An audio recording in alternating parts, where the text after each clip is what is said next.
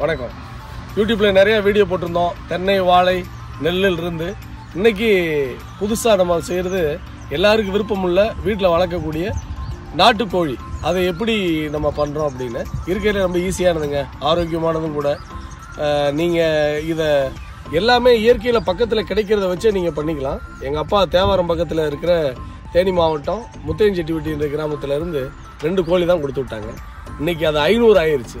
இதை நீங்கள் தொழிலாகவே பண்ணலாம். அது எப்படின்னு பார்க்கலாம். இப்படி முட்டைகள் தரோம். முட்டைகள் தரப்போ நம்ம எல்லா முட்டைகளுமே அடை வைப்போம். அப்படி வைக்கக்கூடாது. இதில் பாருங்கள், சின்னது பெரியது நம்ம தனியாக எடுத்துடுறோம். பெரிய முட்டைகளை தான் நம்ம அடை வைக்கிறது. இது பாருங்கள், பெரிய முட்டை. இது பக்கத்தில் இருந்தால் சின்ன முட்டைங்க பாருங்கள். இது வைக்கிறதுனால என்ன உங்களுக்கு ஆகும் அப்படின்னா, அதில் பொரிக்காது. நம்ம அடை வச்சு தான் பொரிக்கிறோம், இன்குபேட்டர் கிடையாது. அதனால் அது பொரிக்காமல் போயிடும். இல்லாட்டி அப்படியே பொரிச்சாலும் அந்த குஞ்சுகள் வந்து சீக்கிரமாக செத்துரும். உங்களுடைய உழைப்பு வேஸ்ட்டு. அதனால் அந்த மாதிரி இதெல்லாம் நீங்கள் சாப்பிடவோ இல்லை நண்பர்களுக்கோ இல்லை கடையில் வியாபாரம் பண்ணுறதுக்கோ நீங்கள் வந்து பயன்படுத்திக்கலாம். பெரிய முட்டைகள் சின்ன முட்டைகளை தரம் பிரிக்கிறது நம்பர் 1. நம்ம அடை வைக்கிறோம். ஒரு கோழிக்கு 15 வைக்கலாம். அதுக்கு மேலே வச்சிங்க அப்படின்னா அதனால் அந்த சூடு வந்து கொடுத்து குஞ்சு பொரிக்க முடியாது. இதில் பாருங்கள், 15 முட்டை இருக்கும். கோழி எல்லாத்துலேயுமே 15 முட்டைகள் தான் நம்ம வச்சு. கோழிக்கான தீவனம் இது எல்லா கடையிலுமே கிடைக்கும். கோழி தீவனம் எல்லா கடையிலையும் கிடைக்கும். நம்ம இன்குபேட்டர்லாம் பொரிக்கிறதுனால 15 முட்டைகள் வச்சுட்டோம். இப்போ இதில் 20 கோழிகள் இருக்குது. 20 கோழிகளுமே ஒரே டைம் பொரிக்கிறப்ப எப்படினாலும் 2 குஞ்சு 3 குஞ்சு பொரிக்காது. 12 வரைக்கும் தான் மேக்ஸிமம் ஒன்றும் பொரிக்கும், அதிகமாக பொரிக்காது. அப்போ நம்ம என்ன செய்வோம், இத்தனை கோழிகளுமே நீங்கள் ஒன்றா மேய்ச்சலுக்கு விட முடியாது. அப்படி விடுறப்போ கோழியெல்லாம் ஒன்றுக்கு ஒன்று கொஞ்சம் கொத்தி சாவடிச்சிடும். அப்போ அதனால் நம்ம என்ன புது மெத்தடில் செய்கிறோம் அப்படின்னா, ஒரே நாளில் 8 கோழி 10 கோழியை ஒரே நாளில் நம்ம அடக்கி வைக்கணும். அப்போ வைக்கிறப்ப கொஞ்சம் கொஞ்சமாக பொரிக்கும். 10 கோழியுமே ஒரே டைம் 22 நாளில் பொரிச்சிடும். பொரிக்கிறப்போ அதில் இருக்கிற ஃபஸ்ட்டு வர்ற பேட்சாக எடுத்து ஒரு 20 குஞ்சு 30 குஞ்சை நம்ம ஒரே தாய்கிட்ட எடுத்து குஞ்செல்லாம் ஒன்றா வச்சுட்டு நீங்கள் அப்புறம் அந்த தாயை பிடிச்சி உள்ளே விட்டிங்கன்னா சேர்த்துக்கணும். அது ஒரு பாக்ஸில் வச்சு, ஏன்னா ஹீட்டு வந்து தேவை கோழிகளுக்கு. 10 குஞ்சுகளுக்கு மேலே அது வந்து ஹீட்டை வந்து கொடுக்க முடியாது அந்த ஒரு 10 நாள். அதனால் நம்ம என்ன செய்யணும், அது தனியாக பாக்ஸுக்குள்ளே வச்சு அது ஒரு லைட்டு மாதிரி ஒன்று நம்ம ஒரு 100 வாட்ஸில் போட்டு விட்டோம் அப்படின்னா ஒரு 10 நாளைக்கு அதுக்கு தேவையான ஹீட்டு வந்து கிடைக்கும். அந்த மாதிரி நீங்கள் வளர்த்தீங்க அப்படின்னா ஒரு கோழிக்கு 50 குஞ்சு வரைக்கும் வளர்க்கலாம். கோழிகளுக்குள்ள சண்டை வராது. அந்த கோழி நான் அடுத்து வந்து கொஞ்ச நாளில் முட்டை வைக்க ஆரம்பிச்சிடும். அதை நம்ம எப்படி இந்த பாருங்கள், இதான் வந்து பாக்ஸுக்குள்ளே நம்ம வளர்க்குறோம்.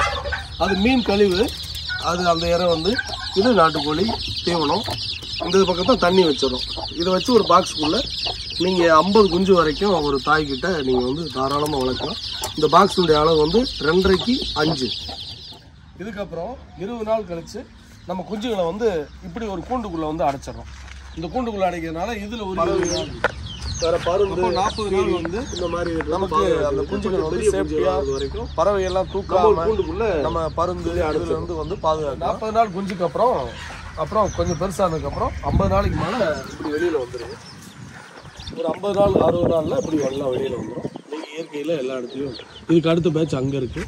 இப்படியே எல்லாம் நம்ம லைனாக வளர்த்துக்கலாம். நாட்டுக்கோழி, நாட்டு சேவல், கருங்கோழி, எல்லா சண்டைக்கோழி எல்லாமே நீங்கள் இதே முறைப்படியே நீங்கள் வளர்க்கலாம்.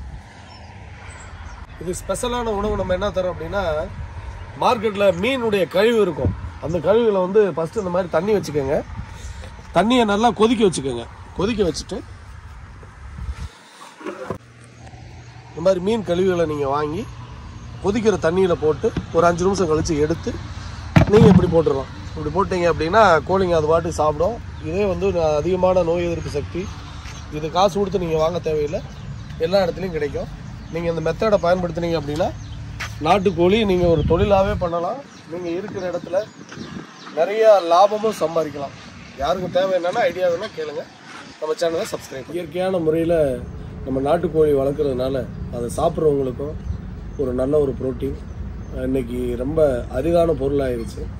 இதை நீங்கள் வீட்டில் நிறைய வேலை இல்லாத நிறையா மக்கள், படித்தவர்கள், இல்லை இட வசதி உள்ளவங்க நிறையா பண்ணலாம். முட்டைகளை எப்படி நம்ம செலக்ட் பண்ணுறோம், அது மாதிரி அடை எப்படி காக்க வைக்கிறோம், அதுக்குண்டான உணவுப் பொருட்கள் எங்கேருந்து கொடுக்குறோம், இது மட்டுமே நீங்கள் கொஞ்சம் கேர் பண்ணிங்கனாலே போதும். இடையில நீங்கள் சளி இந்த மாதிரி பிடிக்கிறதுக்கெல்லாம் மருந்து கடையில் நாட்டுக்கோழி மருந்துகளே சிலது விற்கிது. இல்லாட்டி நீங்கள் மிளகு, ஜீரகம், இஞ்சி இதெல்லாம் வந்து லேசாக இடித்து குப்பைமேனி இந்த மாதிரி கீரைகள் இந்த மாதிரி எல்லாம் வச்சு பாயில் பண்ணி அதனுடைய காகம் கொடுத்தா கூட அதனால் இயற்கையிலே அந்த தண்ணியில் ஆற வச்சு குடித்து கோழிகள் சிறப்பாக நல்ல பெரிய முட்டைகள் தரும், நிறைய வருமானங்களையும் தரும். இதை நீங்கள் பயன்படுத்துங்க. எங்களுடைய அறக்கட்டளையிலிருந்து எந்த உதவினாலும் கேளுங்க. நன்றி, வணக்கம், ஜெயஹிந்த்.